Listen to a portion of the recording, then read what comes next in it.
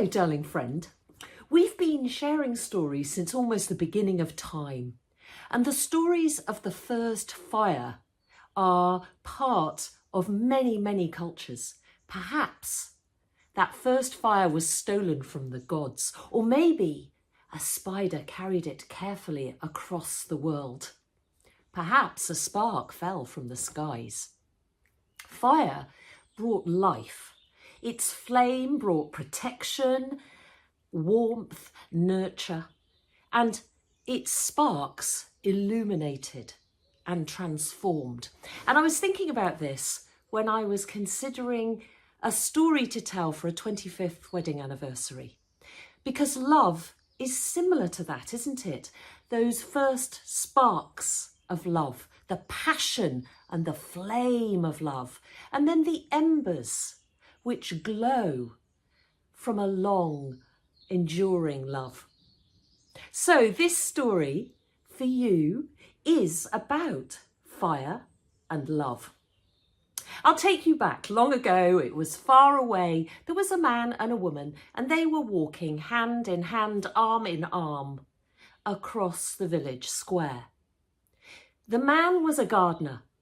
He produced the most delicious and juicy vegetables, fruit, and his wife, a cook, prepared and made sumptuous dishes from these vegetables, from these grains, from these fruits. They both worked for the lord of the manor, the baron.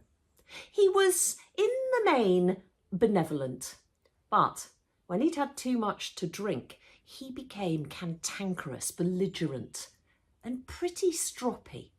Now, as they walked into the village square, they saw a whole crowd gathering, and there were raised voices, or one raised voice as it happened, and it was the baron.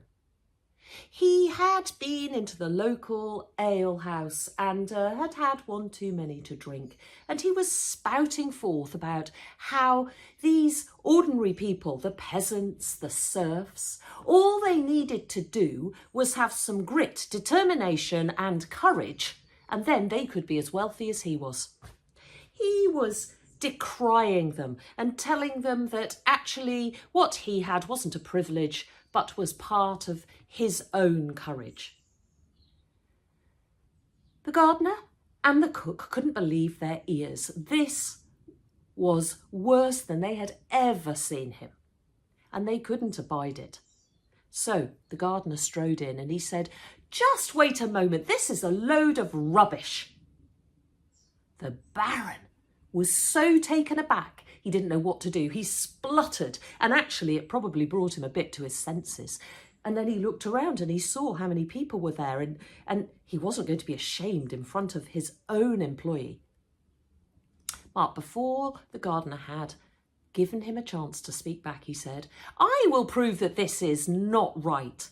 You give me some quest that is incredibly difficult, something that you couldn't do, that tests my mettle, tests my grit and determination and my courage. You give me this quest and let me see if I can do it." "Very well," said the baron. "Yes, I will." And he cast his eyes off and he saw in the distance a great mountain.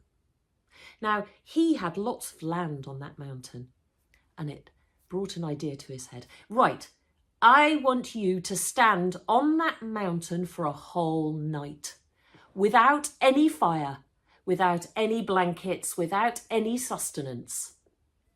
A whole night. I bet you can't do it." "Very well," said the gardener. "I will. I'll do it this very evening."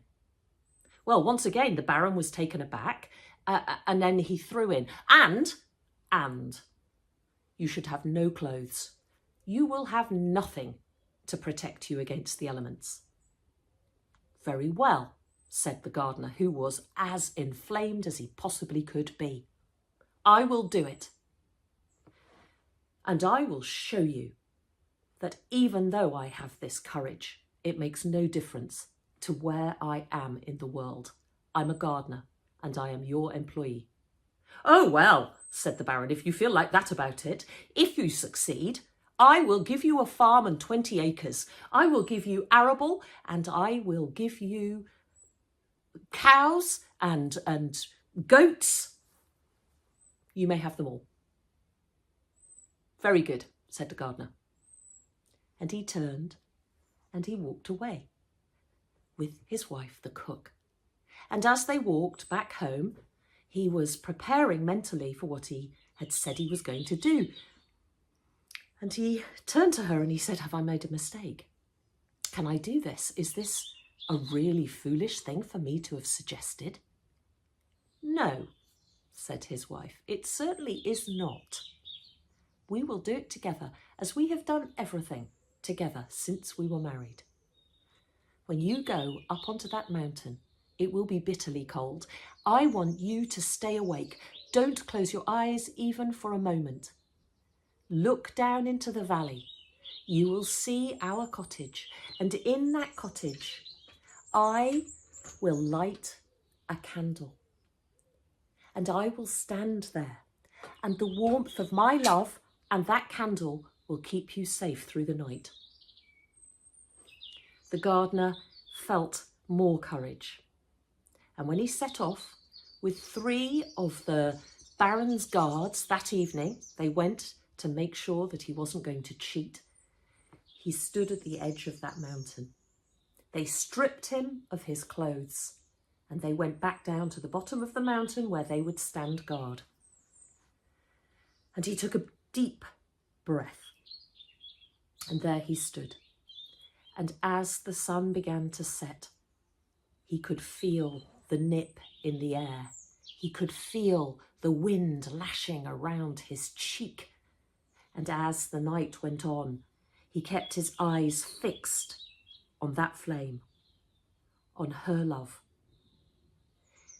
And there were times during the night when his fingers were so cold he couldn't feel them, when his lips were blue, his teeth were chattering, and his whole body was so icy he felt like he would never move again.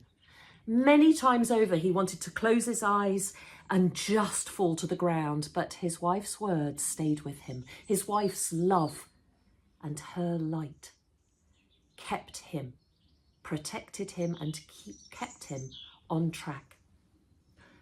We know that the coldest part of the night is just before sunrise, just before the dawn.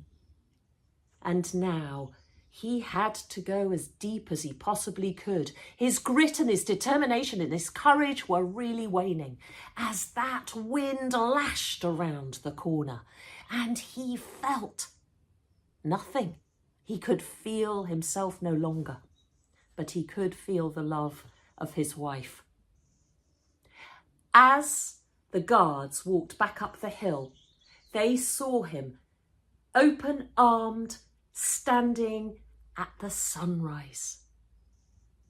He'd done it. They thought they were coming to collect a corpse and they couldn't believe their eyes.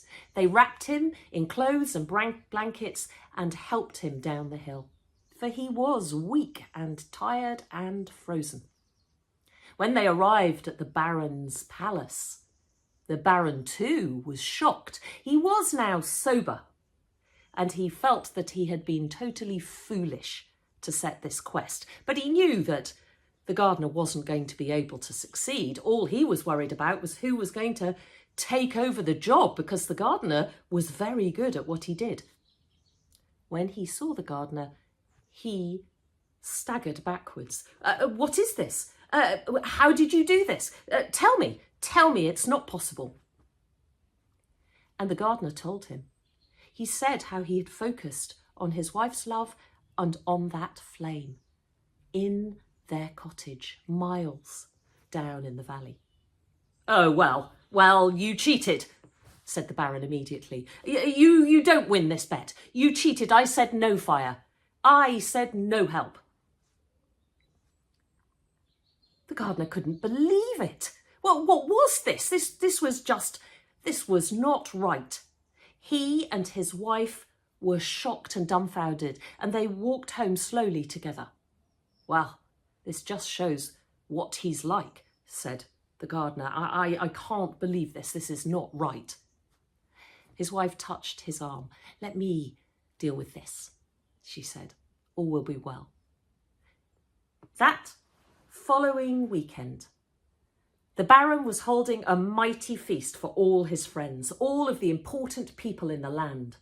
And they sat at the long table and they smelt the food that was being cooked. It was unbelievably sensational, and their stomachs rumbled as they drank their wine. But minute after minute, hour after hour, no food arrived until the Baron felt ashamed and embarrassed and couldn't believe what was happening. And he called for the cook, "Come here, bring her here immediately." And when she stood there, he asked, "What is the meaning of this? We can smell this scintillating food and yet you bring us nothing. Why are you doing this and embarrassing me so much?"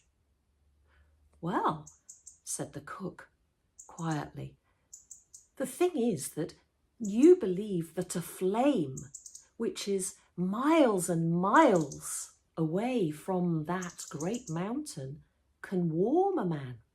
Surely the smell of my food can nourish you and your guests when it is only just down the corridor." All his friends burst into fits of laughter. They had heard about the Baron and his promises and his guffs, and they knew he wasn't right. Now they showed it. The Baron was ashamed. He bowed his head. He knew exactly what she was saying. "Okay, fair enough, you win," he said. "You can have that farm. You can have the land and the animals. You have both done well. Now bring the food." And she did. It was a mighty feast, and they were all really replete by the end of it. When she went home that night, she and her husband huddled close to the fire. They held hands and they talked in whispers, as people who love each other often do.